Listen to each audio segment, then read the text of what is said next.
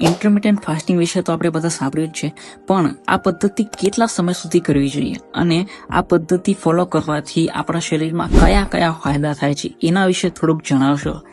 ખૂબ જ સરસ પ્રશ્ન છે. આપણા શરીરની રચના કોઈ ડોક્ટર કે વૈજ્ઞાનિકે કરી નથી, એ તો ઈશ્વરે કરી છે. એટલે શરીરને સ્વસ્થ રાખવા માટે તમે કોઈ પણ પદ્ધતિ અપનાવો તો એ 2 મહિના, 6 મહિના કે વર્ષ પૂરતી નથી હોતી. એ જીવનના અંત સુધી હોય છે અને તો જ તમારું શરીર સ્વસ્થ અને નિરોગી પણ રહે છે. ઇન્ટરમિટન્ટ ફાસ્ટિંગના ફાયદાઓ એક નહીં અનેક છે, જેમ કે તમારી પાચન શક્તિ મજબૂત બને છે, કબજિયાત અને પાઇલ્સની તકલીફ નથી થતી, એસિડિટી અને શરીરમાં કોઈ પણ મોટી બીમારી આવતી નથી, શરીરનું વજન પણ વધતું નથી અને તમને કોઈ પણ વાયરસથી ડરવાની જરૂર નથી અને શરીરને એનર્જી પણ ભરપૂર આપે છે. ઇન્ટરમિટન્ટ ફાસ્ટિંગના મૂળભૂત નિયમો જાણવા અને સમજવા જરૂરી છે.